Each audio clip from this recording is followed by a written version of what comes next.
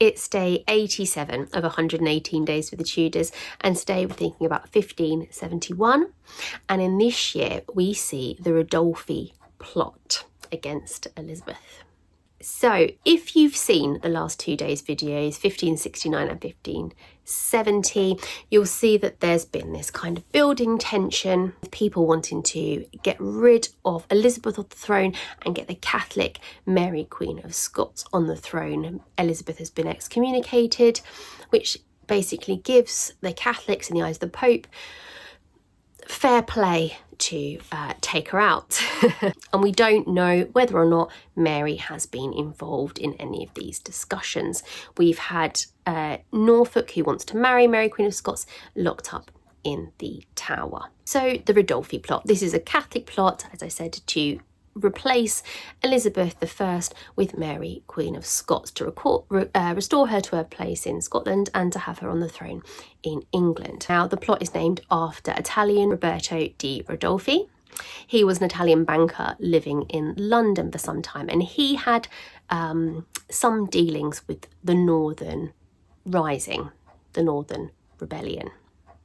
And he's also been in touch with Norfolk, and he's very much encouraging this idea of Norfolk marrying Mary, Queen of Scots. So he was actually arrested in 1569.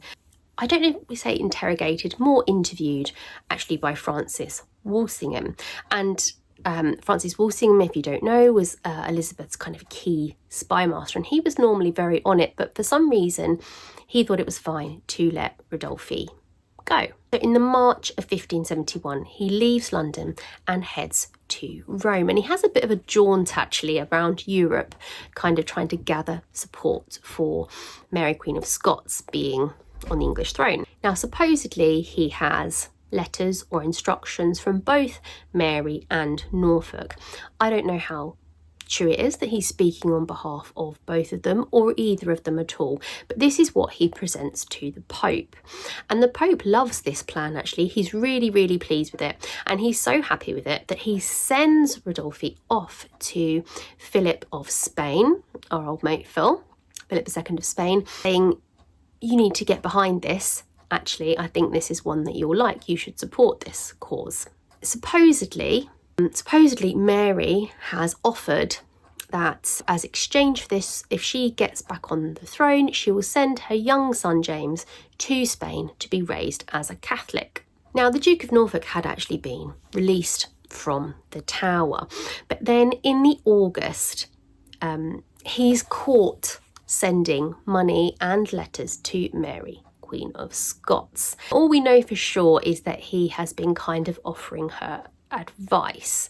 I couldn't see anything about there being any real evidence about them talking about marriage to each other, but he has definitely been sending her money and sending her letters, and it's really interesting the things they found when they kind of searched his house. So he had been communicating with Ridolfi as well, and he'd been communicating in code, and they found the keys to this code hidden in the tiles of his roof, and all of his servants were rounded up and they looked around the house and they found that messages had been hidden in bottles that had secret codes on the cork on the top and wrapped in kind of dark material and hidden in little private places to be picked up by somebody later. So real kind of, cloak and dagger type stuff. A case was actually brought against him.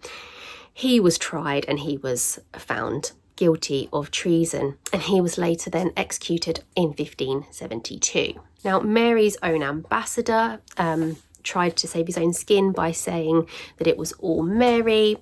She knew fully about it. She was, completely involved. She's denied all charges against her. She said, I had nothing to do with it, didn't have a clue. Apparently the King of France commented about the idea of Mary kind of being involved in yet another thing that, this poor fool, she's never going to give up until she loses her head. Whether or not Mary was involved, we can't know for sure, but Elizabeth is furious about this. She was under real pressure to have Norfolk executed, but in true Elizabeth style, she signed and cancelled his execution 3 times before finally agreeing for him to go and have that execution. She was under real pressure to have Mary executed as well, and she wouldn't hear anything about it. She wouldn't actually even have her stripped out of the line of succession. You know, she just wasn't her father. And I think had Henry been on the throne, Mary would have been gone long ago. But she's still there. But Elizabeth is still cross with her. So if you remember back to the letters that the Earl of Murray, her half-brother, had said, completely implicated her in everything, Elizabeth just sort of said, go ahead, publish them, you know, don't care who sees these now. And then also really stripped back her Mary, Queen of Scots household to kind of, you know, reduce her privileges a little bit. So Mary definitely gets a slap on the wrist, but, you know, nowhere near as severe as other people would like it to be. Whether or not Mary was involved in this, I think, is very much up for debate. I mean, some people will argue and have argued that why would she not be involved? You know, she's stuck, she's in prison, she wants her throne back, she wants her freedom back. You know, if there's a chance, why wouldn't she go for it? Part of me also can't help thinking, I think if she wanted to escape, she would do. Because if you've followed Mary's story so far, she can escape from anywhere. She has got out of every situation. And I can't help wondering, a bit like when she had those 9 months in prison and she recovered, I can't help wondering if actually, maybe after all this kidnap and running around, maybe she's all right for a bit. Maybe this is just men, as per usual, assuming that they can decide they want to marry her, and then, you know, just deciding amongst themselves that's what's going to happen. Maybe they didn't even discuss it with her, who knows? So that's obviously my take on it. We don't know. We don't know if she was involved enough. But again, what you can see is it is dangerous for Elizabeth to have this woman live. And she could have gotten rid of her this year, and she didn't. And I think we quite often just think of Elizabeth as, you know, one bad thing happened and she got rid of Mary, Queen of Scots. But as you can see, things keep happening that may be nothing to do with Mary. But the fact that she's alive, she presents as a threat to her, especially now the Pope has said, go forth, Catholics, and get rid of your Queen.